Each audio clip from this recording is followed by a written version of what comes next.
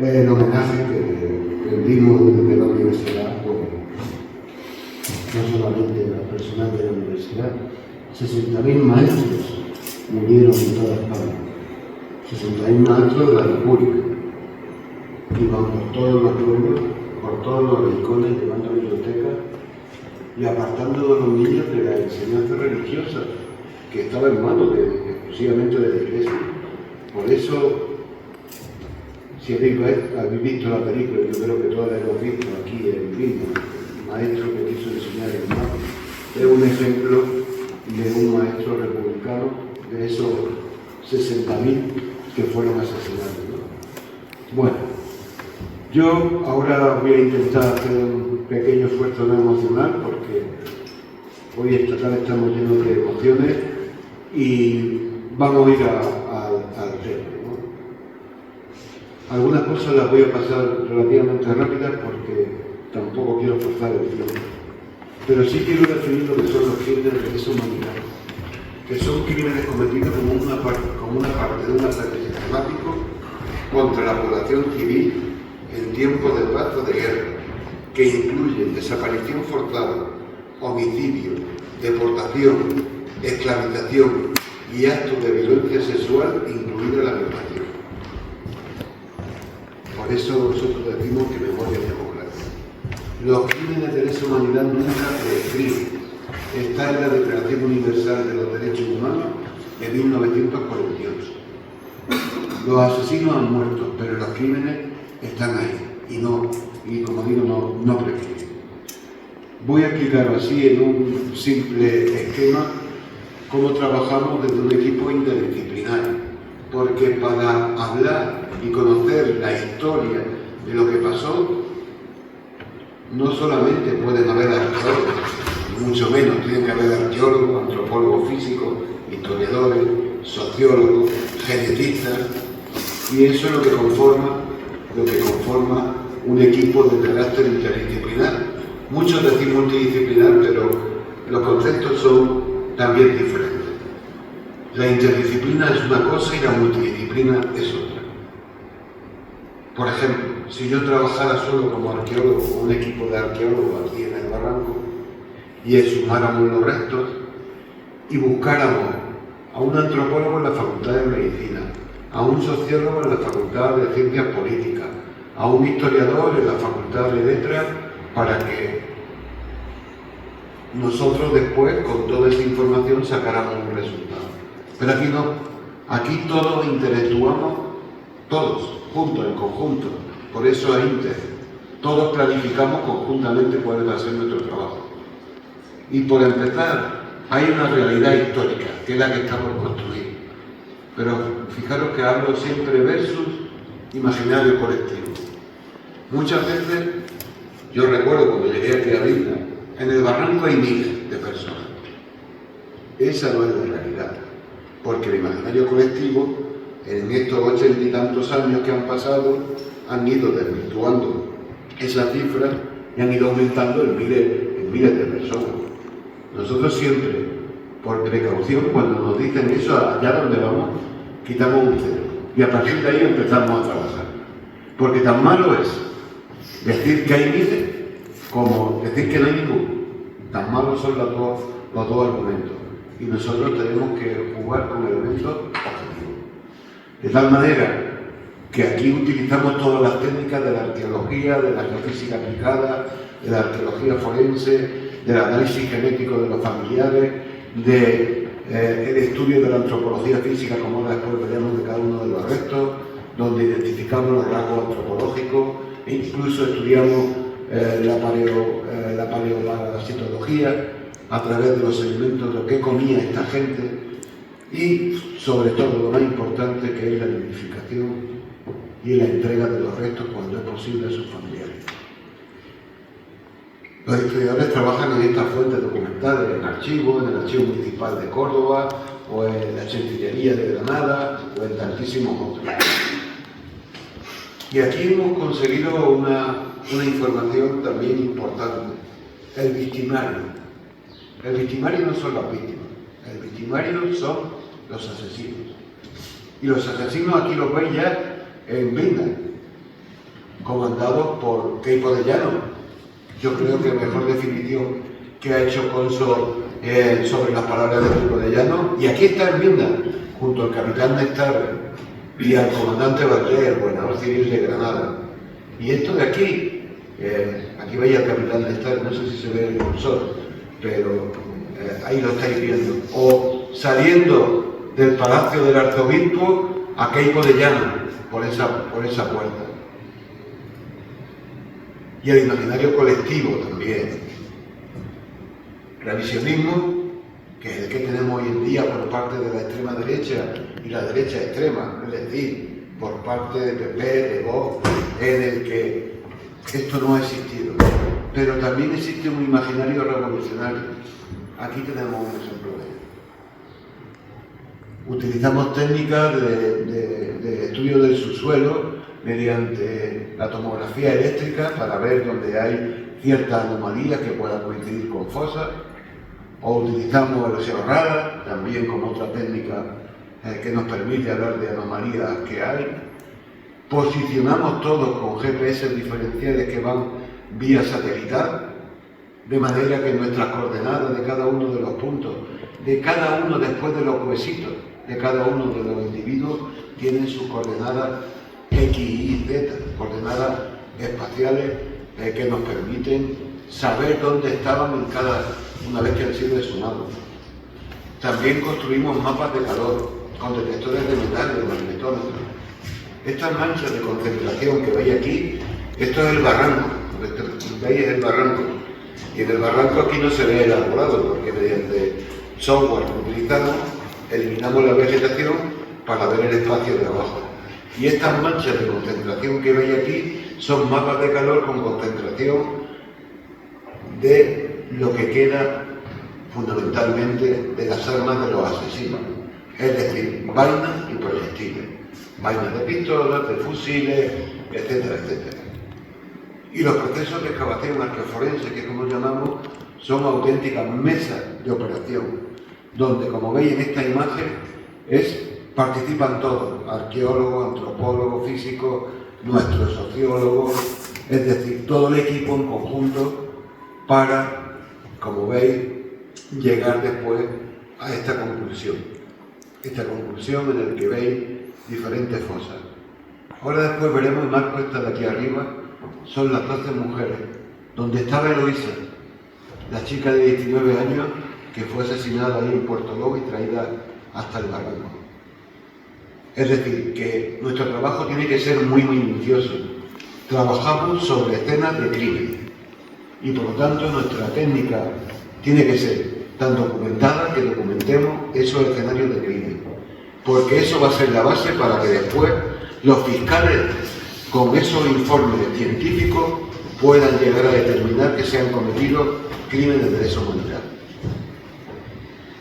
Cuando vienen del campo al laboratorio, nuevamente, siempre que llego a esta parte, no puedo tener mayor agradecimiento con el Ayuntamiento de Vilna después de la cesión que hemos tenido y que tenemos del Molino, el Museo Etnográfico, donde tenemos nuestro laboratorio.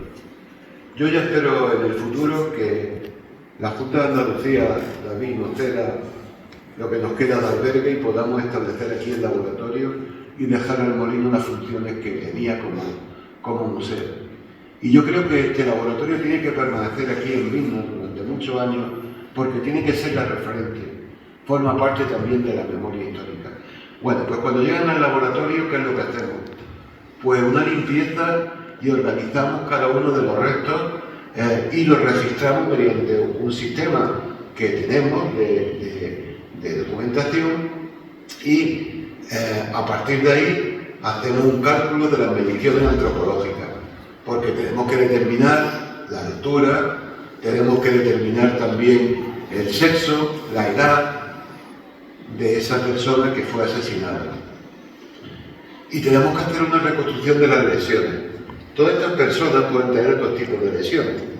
Aquellas que se produjeron en vida, no sé, una fractura por una caída, o cualquier otra enfermedad que dejara marca en los restos óseos, y también aquellas lesiones que fueron producidas ante muerte y por muerte. Por ejemplo, hay una, no sé si vendrá ahora por aquí, bueno, lo que quería explicar, cuando pasan al laboratorio se vuelven a remontar anatómicamente y donde se establece, por ejemplo, esto es una mujer, en principio con una edad que se calcula con esta horquilla entre 25 y 35 años, hasta que si tenemos otro tipo de información a través de los familiares podemos ajustarla, pero no se puede decir, tiene 26 años exactos, eso es imposible. Una estatura también con un error que puede ser de 4 o 5 centímetros y sobre todo con las causas de la muerte. En Vindar, como muchos de vosotras y vosotros sabéis, no hubo fusilamiento, hubo ejecuciones con disparos en la cabeza.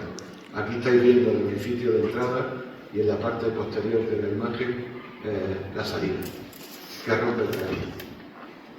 Los objetos personales que hemos recuperado de estas mujeres, horquillas del pelo, pendientes, anillos, peines, los dedales de estas mujeres que eran costureras y bordadoras, que todavía llevaban a la altura de, supongo que un delantal o un vestido que tenía en su bolsillo, estaban justamente en el corsal, ¿no?, cuando lo recuperamos. ¿Quién era ateo? Si todos llevaban medallas de la Virgen de la Angustia, Amado Granaíno, claro, o de la Virgen de Lourdes, como hay muchas de las medallas, relojes, prótesis dentales, que, en fin, suela de los zapatos, que es lo poco que se conserva. Y aquí, de verdad que ayer lo comentaban los actores, la obra de teatro de María San Miguel. Creo que esto fue uno de los que, personalmente creo que a mí y a mis compañeros nos afectó más. Este era el armamento que llevaba un niño de 12 años en su bolsillo del pantalón. Esta goma de borrar, este lápiz. Y aquí, una de las balas que localizamos en el interior de su cráneo. Desde ese momento que nos impactamos tanto, que nos llenó de tanta rabia, sobre todo aquellos que teníamos ya, pues, nuestros nietos, que no tenían 12 años, pero que pensaba uno en un niño de 12 años, qué mal, qué armamento llevaba para... Y planteamos la hipótesis de que quizás este niño fue a defender a su padre cuando fueron a detenerlo. Y se lo llevaron con él. Y está en una fosa con 14 más, en una fosa de 15. Él fue el primero en ser arrojado a la fosa y el último en ser exhumado. Encima de él había 14 cuerpos más.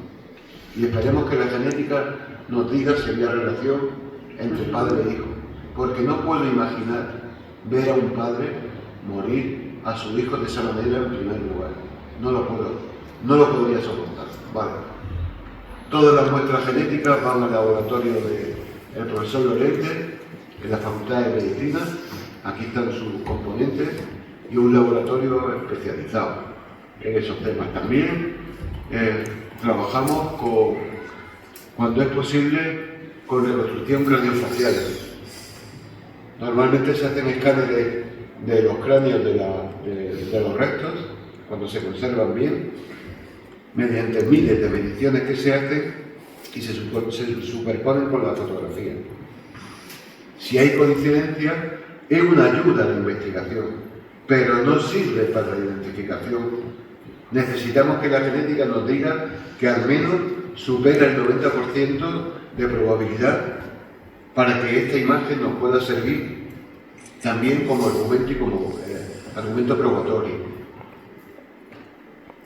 También de los sedimentos se han conservado, en los sedimentos se conservan los parásitos que ya tenían estas personas en su organismo, en su sistema digestivo, porque nos ayudan a conocer la alimentación que tenían. Desde tenia, solitaria, otros parásitos que llevaban nos ayudan a conocer qué tipo de alimentación tenían. Pero bueno, no voy a detenerme.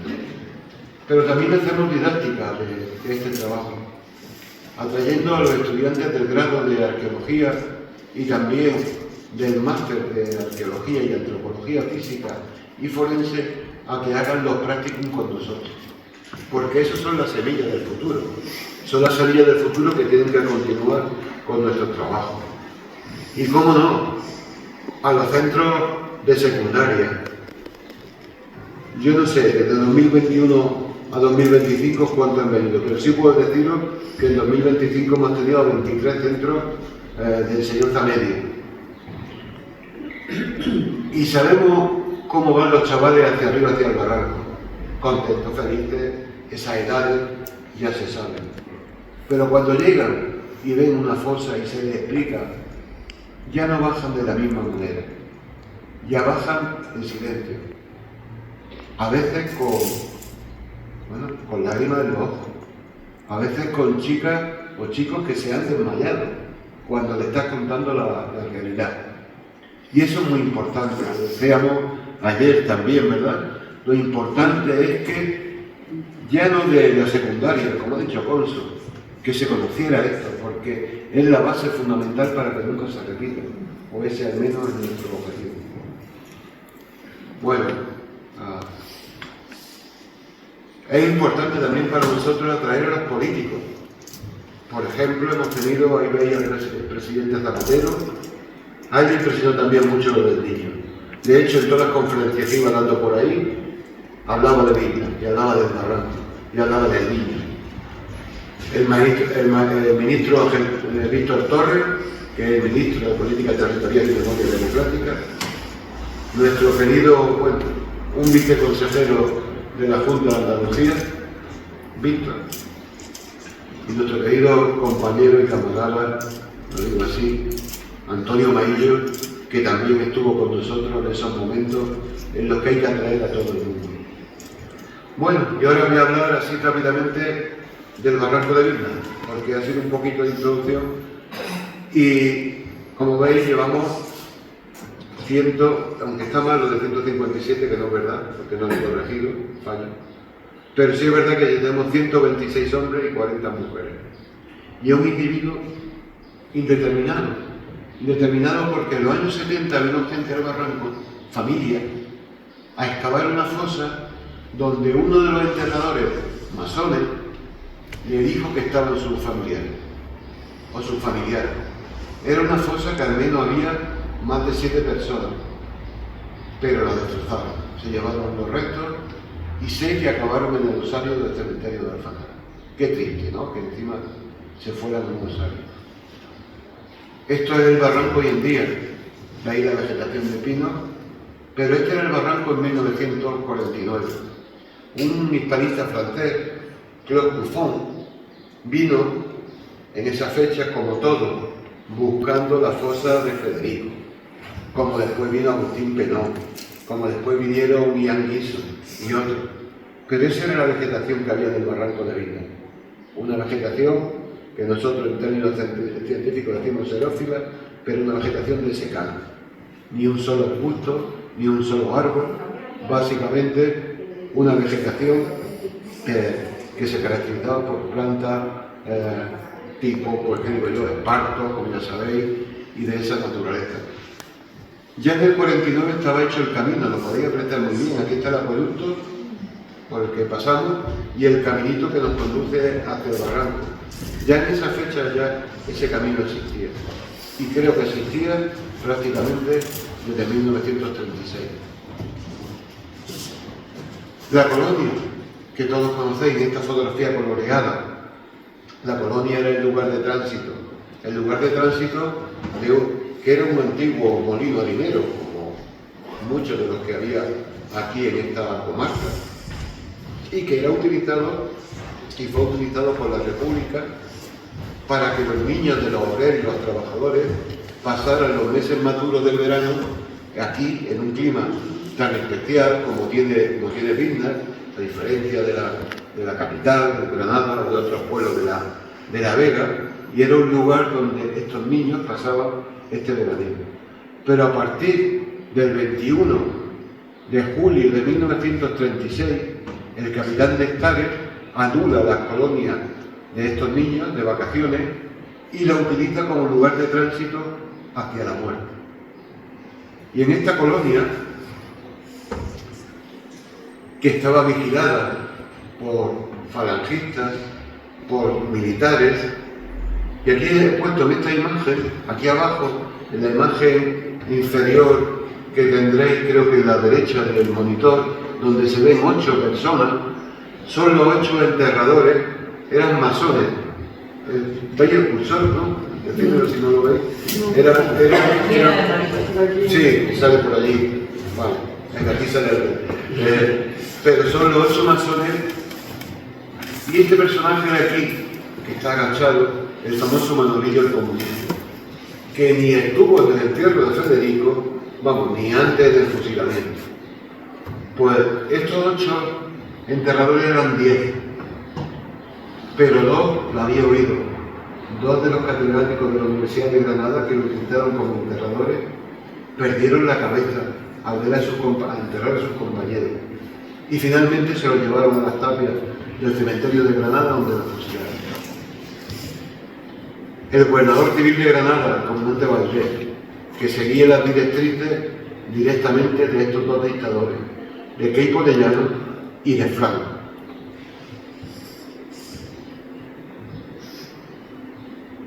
He querido reconstruir cómo fueron asesinados, ya lo dijo Agustín Penón. Wiener es el preludio de Auschwitz.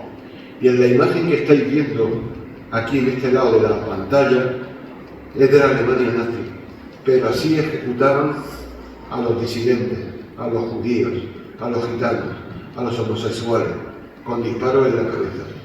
Lo estáis viendo ahí. Aquí pasó exactamente lo mismo.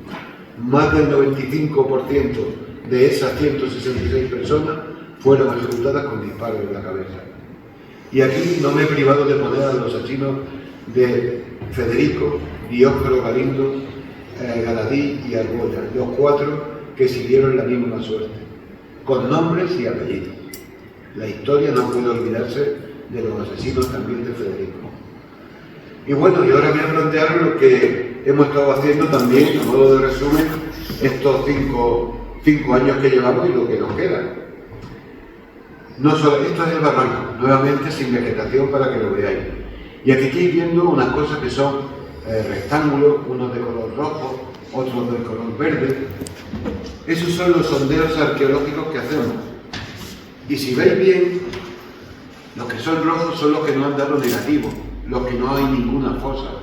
Y los que están en verde veis otras figuras, otras imágenes de color marroncito o naranja, que son las fosas. Eliminado ya esos sondeos, aquí tenemos las 29 fosas, 29 que al día de hoy llevamos, con 2 agrupaciones numerosas, tanto en la parte, digamos, norte de la imagen como en la parte sur. En la parte más honda del barranco, donde está el monolito de Lorca, eran todos, tan solo localizamos 3 fosas, un total de 29. Protegemos los lugares con esas carpas para evitar los cambios bruscos de temperatura, la lluvia, la humedad, el sol. Y estas son nuestras herramientas de trabajo. Pinceles, como decían ayer la hora de Pérez, más pinceles, herramientas de dentista, porque hay que llegar a individualizar a cada una de estas personas. Y estas son las 12 mujeres, desde que ya le hicimos aquí un homenaje desde el Ayuntamiento de Vilna, hace ya un par de años creo que fue, un homenaje a las mujeres del barranco. Antes eran 12, pero al día de la fecha llevamos 40. Fosas de diferentes tipos, estas 6 hombres. Fijaros el tamaño de una bañera actual de casa. Fijaros con qué piedad, ¿no? Los arrojaron los propios enterradores. Una lata de sardina de anchoa está mejor colocada la sardina de las anchoas o esta famosa de 15 personas donde estaba el niño de 12 años. No es más grande tampoco que una bañera. Fijaros, ¿no? Y con una profundidad escasa de 80 centímetros. O esta con 10 hombres. Y en ese sentido, a ver si tenemos suerte, sí, la tenemos.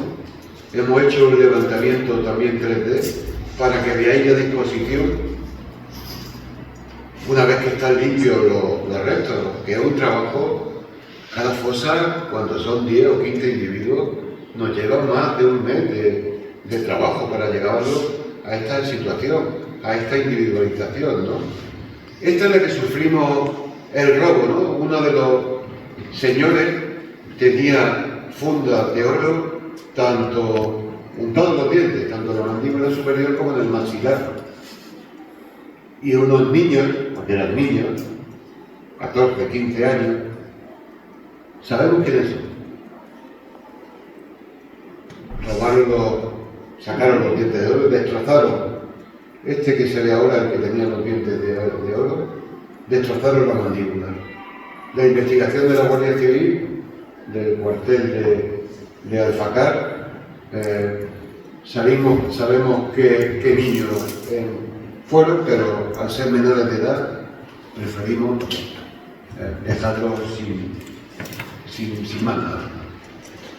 Bueno, los contenidos de estos otros 4 hombres, y me paro porque esta fosa es de este año. Esta fosa es de este año. Claro, y nos ha sorprendido mucho cómo están colocados los restos. Por ejemplo, en esta imagen de aquí, yo como arqueólogo que he trabajado en enterramientos de la prehistoria de hace 5.000, 6.000 años, el encontrar una mujer en posición de decúbito supino lateral, como llamamos, que es como un niño, una posición fetal totalmente. No solamente ella, porque está ella y otra que no se aprecia bien porque tiene encima otro resto. Pero nos ha sorprendido mucho por qué está colocada así. Puede estar con vida, por el instinto. No lo sabemos. Tenemos hipótesis, pero hay que demostrarla. Pero es curioso que estas 2 mujeres están en esa posición fetal y es un dato que tenemos que barajar. Otra con 7 personas. Y ahora vamos a la evidencia de las violentas, ¿no? Desde los disparos en la cabeza, con calibre de 9 milímetros, de 7,53 de fusil, con la fractura de cúbito y de radio, algo tan sumamente cuando te van a golpear y en la cara te protege y el golpe va al cúbito y al radio. Y las fracturas son fracturas frescas. Una fractura antigua de una caída hubiera soldado, pero estas no, estas están frescas, muy frescas. Disparos también en la mandíbula y, cómo no, la balística que se empleó en estos asesinatos. Nosotros como arqueólogos estamos acostumbrados a clasificar los materiales de toda la época, incluso pues de las municiones. Y los que tenemos cierta experiencia militar, porque nos tocó hacer el servicio militar, pues conocemos muy de cerca este tipo de munición. Se han estado utilizando hasta hace muy poco tiempo. Calibre de 9 milímetros Parabellum, que es como lo podréis conocer por las noticias. Fusiles Mauser del calibre 7,53, esta que estáis viendo aquí. Y bueno, conocemos y sabemos por compañeros especializados en armas de fuego, pues las que se utilizaron en este periodo. Y hemos podido reconstruir también el armamento con las que fueron asesinados. En la imagen esta de aquí que marco ahora, esta es la Guardia de Asalto, lo que equivaldría hoy a la Policía Nacional, era la Guardia Republicana. Pero esto que estáis viendo aquí, estas fotos de aquí de Granada, fueron también los que se sublevaron. Y utilizaron este arma de aquí, esta pistola Mauser que estáis viendo y que porta este policía en la mano. Fue otra de las que se utilizaron aquí. Fusiles Mauser o incluso algunos de los fusiles que vinieron con las tropas sublevadas de Marruecos, que son fusiles de origen francés, fusil Lebel, que era también lo utilizaba el ejército africanista. El siguiente paso, cuando ya hemos estudiado todo eso, la Ley de Memoria Democrática de octubre de 2022 nos dice que tenemos que tener una cadena de custodia hasta que los restos sean identificados, y aquellos que no hayan sido identificados pasarán a un mausoleo memorial donde deben de ser depositados, con todo el honor y la gloria que se merecen estas que no han podido ser identificadas, al igual que los demás. Nuevamente gracias David, nuevamente gracias María, gracias Ayuntamiento de Vilna, porque en el centro cívico tenemos un lugar, una habitación, donde están depositados al día de hoy 166 personas, que esperamos que cuando se identifique a algunos, como ya lo tenemos, 5, y esperamos que para el mes de octubre tenemos la sospecha que van a aparecer, pueden ser identificados 4 más. Ojalá sea así. Todavía no lo sabemos con seguridad. Pero mientras tanto, solamente tenemos acceso el Ayuntamiento y nosotros, nadie más. Tienen que estar aquí custodiando. Finalmente, los actos más emotivos, este fue el primero, son la entrega de los restos, con una ceremonia de homenaje y un acto solemne, que es lo que se merecen tanto las víctimas como sus familiares. Y aquí estamos entregando, fue la primera entrega, los 2 primeros identificados, la familia Rosales y la familia Alarme, en el que fueron identificados y entregados sus restos en ese acto solemne, aquí en el Parque de la Libertad, o aquí entregándole los restos de la famosa Eloísa, de 19 años, su hermano Mario, con 90 años. Hemos llorado cada momento de eso. Cuando Mario cogió los restos, la caja con los restos de su hermano, se dirigió a su hijo y le dijo: no, mi hermana va a estar conmigo en mi casa hasta el día en que yo muera. Luego, vosotros, mi hijo, haced lo que tengáis que hacer. Pero mi hermana la he esperado durante tantos años. Él tenía 2 años, 3 años cuando se llevaron a la hermana. Pero bueno, ese gesto, ese cariño, besando las casas con los restos de su hermana, nos dejó a todos. Y también los últimos que hemos entregado a la familia del Águila. Esta mañana habéis podido conocer a sus 2 bisnietas, encantadoras, increíbles, como ellas siguen con la memoria. Y estas 2 señoras, que las 2 tenían Alzheimer, cuando le entregamos sus restos y recuperaron esa lucidez, como si no hubieran tenido esa enfermedad de la edad. Para nosotros se nos cayeron los palos del sombrajo, como se dice. Lloramos el equipo, lloró todo el mundo que estaba allí, lloraron los periodistas. Es que es tan importante que esas familias, estas mujeres tenían 90 y 92 años, que recogieran a su padre, recuperaran esa conciencia y que todavía hoy, que viven, la hayan recuperado y sigan preguntándole a sus nietas o a su hija o a sus bisnietas sobre su padre, es algo increíble. Bueno, aquí hay algunas imágenes de ese acto de entrega de estas mujeres tan increíbles. Pero lo más importante, para nosotros también, que actúe la justicia. Porque hablamos de verdad, ¿vale? La verdad podemos llegar. Hablamos de justicia. Y la justicia hay que hacerla en los juzgados. Afortunadamente tenemos una fiscalía de memoria democrática, mejor dicho, de derechos humanos y memoria democrática, que dirige la fiscal de Sala, Dolores Delgado, en Madrid. Aquí tenemos ya nuestra fiscal, también Monse, que estuvo el otro día, ayer, en el Hospital Real con nosotros, en el que ya tiene todos nuestros informes científicos, y la anterior fiscal que había, Cristina Escobar, hace el primer decreto de incoación, y en el que dice: los hechos investigados podrán ser indiciariamente constitutivos de delitos de homicidio, asesinato, detención ilegal y o desaparición forzada cometidos en el contexto de crímenes contra la humanidad. Fuimos los primeros de todo el Estado español en que una fiscal incoara un decreto, y eso ha servido de ejemplo para que otras fiscalías continúen con el trabajo. Pero claro, Ahí no acaba el caso. Ahora tienen que llegar a los jueces. Y ahí tenemos ya el primer impedimento. Porque jueces no están exentos de ideología. Los jueces tienen su ideología de derecha. E incluso los más progresistas, cuando ven un caso como esto, al menos lo piensan 2 veces. El juez tenía que ser jueces. Sí. Entonces, bueno, nuestro trabajo es que nuestras memorias e informes científicos lleguen a los fiscales, que sean ellos. Hasta ahí podemos llegar nosotros.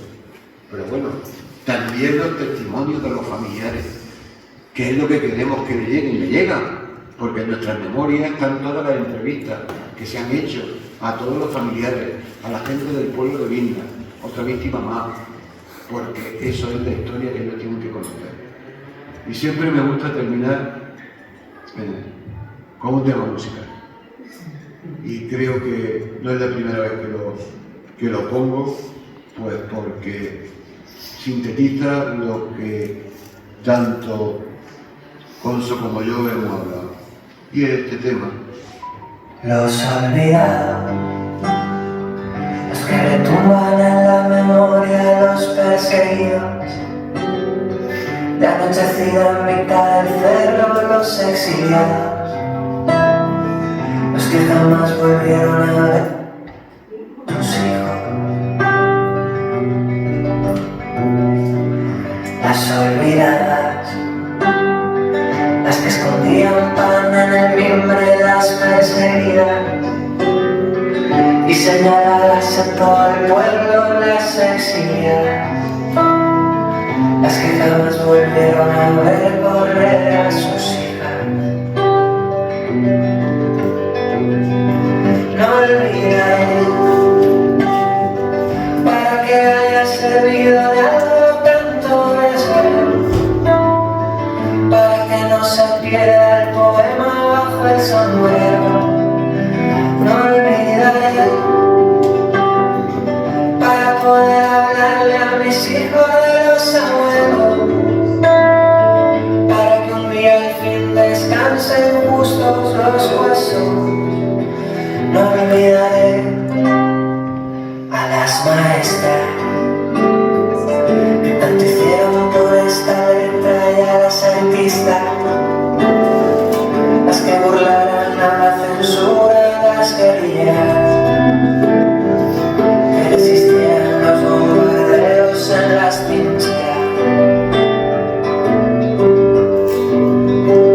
los escondidos por 30 años tras un armario, los acusados y fusilados por sus ideas, los extinguidos, abandonados bajo este suelo sin una rosa, las silenciadas, las que del miedo quedaron mudas, las que parieron y les privaron de la semilla, las invisibles. Hoy las nombramos pa' que su llama nunca se extinga.